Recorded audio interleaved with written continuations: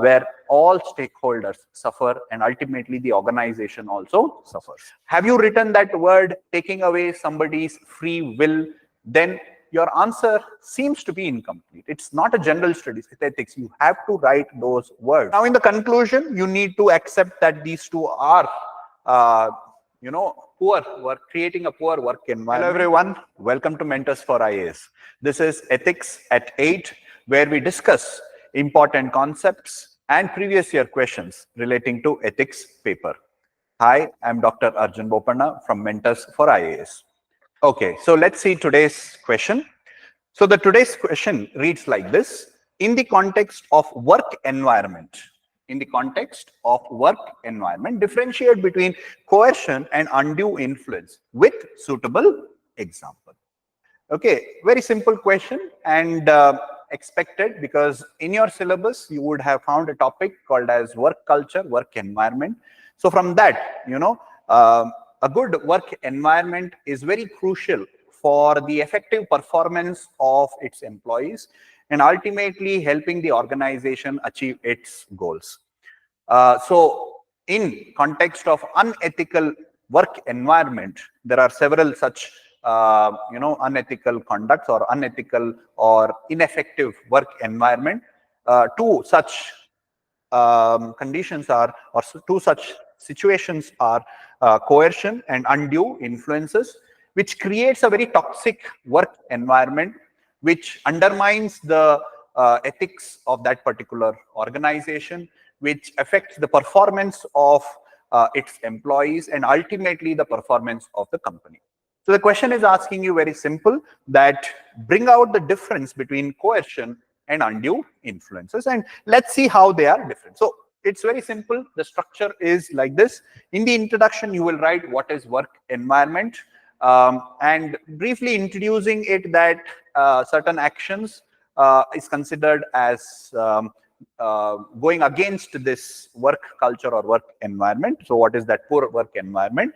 Then define and differentiate and bring about the difference coercion and undue influences with examples and how it is leading to a negative outcome. That's what you'll have to write.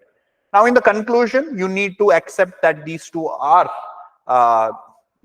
poor work, creating a poor work environment, though they are different, but at the same time, they affect the overall performance of the company. We need to write that, the challenge, and how do we address that? Maybe a few lines on that, because that's not the real demand, but you can definitely conclude by giving the suggestion as to how we can address these things. Okay, so that's how you will have to write your answer. That's the structure for the answer. Take about 8 minutes, exactly 8 minutes, clock the time and write your answer, and then you can compare your answer with the discussion that we are going to have. Okay, I hope all of you have written down your answers now. Okay, so the question is this. So the answer, let's see, this is a structure which I have already discussed. Let's see what the difference is all about. So define what is a work environment. It's a condition where employees are provided an environment which favors integrity, which favors equality, promotes justice and fairness, is called as a good work environment. A failure to do so will prevent them in performance and thereby contributing to the weakening of the organization. So that can be something like that, can be the introduction. After that, you write down the difference between coercion and undue influence. See, when somebody is made to do something against their will, whether it is unethical action or poor performance, etc., and they are aware of it, and they can actually feel that somebody is telling them to do this. It is very obvious, very clear, but yet they end up doing it because they have no other choice. That is called as coercion. Whereas undue influence is sometimes the employee, sometimes the individual who is being influenced is not aware of it.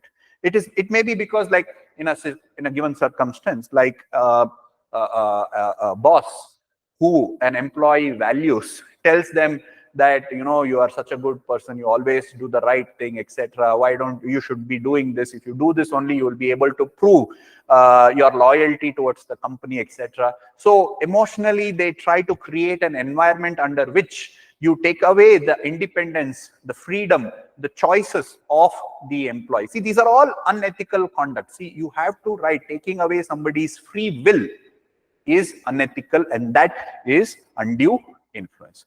Have you written that word taking away somebody's free will? Then your answer seems to be incomplete. It's not a general studies, it's ethics. You have to write those words in your answer. Anyway, so let's see the difference. Use of force, threat to compel somebody to act. You do it, otherwise I will remove you from the job. Now that is coercion. Okay, and the employee might end up doing it because they need the job very much. So now that's the example that you will be writing, threat of job loss. So the question is asking you write examples. Next, improper or excessive persuasion, exploiting the position of power, trust, etc. That is undue influence. So you trust that your boss is going to guide you. See, tomorrow in civil services, when you enter, also you feel these kind of dilemmas. You hero worship your boss, or you respect your boss, or you believe that the boss has experience, so therefore he will be able to make a right decision. But when your boss has an hidden agenda but is misusing this relationship with you, now that is undue influences. So it all depends upon the outcome, the goal that is in mind of the superior through which they are trying to do this, etc. Okay, or the process through which they are trying to achieve this, that could be wrong, etc. So therefore, anything, any improper, excessive persuasion or exploiting the position, exploiting the trust or authority. So here it is manipulation, it is negative persuasion, it is exploitation of the relationship, sometimes without the knowledge of the employee. Okay, subtle, covert. Whereas here it is overt and direct. Coercion is direct. The employee knows that he's being misused, he's being forced to do something, etc. Okay, so here it is immediate and fear-based, whereas undue influence, gradual, trust-based. So the organization also can work in undue influence, like they can try to hide the real facts from the employees. The employees believe that the company is doing good. Like, say, for example, the Kingfisher Airlines or the Satyam scandal or the, Sahara. So the employees, they had complete confidence saying that that organization is not going to do anything wrong. But over years, gradually, they tried to exploit not just the customers, citizens, or society, but even their own employees. So they end up creating that negative environment towards the end, where all stakeholders suffer, and ultimately the organization also suffers. So it is a gradual and trust-based process. So here you manipulate. So the example is manipulation of trust.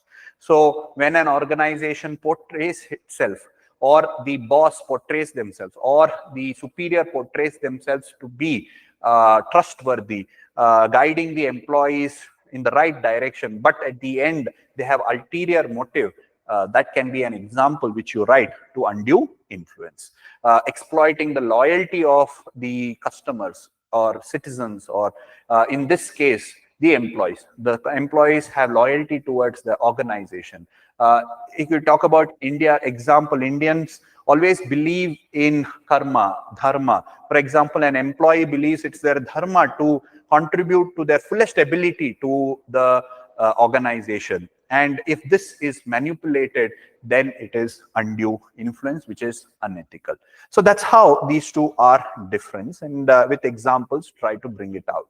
Now, to conclude, we have to say that both are wrong, and how do we make sure that this can be addressed by providing transparency, accountability measure, to inculcate moral integrity within the organization, within the work culture, etc., can be added.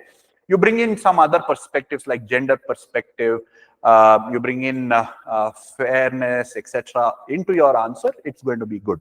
So the conclusion can be something like that. Understanding these differences is crucial in identifying and addressing unethical practices in the workplace. Ensuring a fair and respectful environment for all is necessary to ensure the individuals as well as the organization performs to its fullest. So some kind of a positive suggestions in your conclusion can help you get better marks. So this is how you can write your answer, okay, to this particular question. I hope this particular discussion was useful for you guys. So in the next video, we will come up with another question so that you build that discipline in answer writing. Thank you for watching. Have a good day.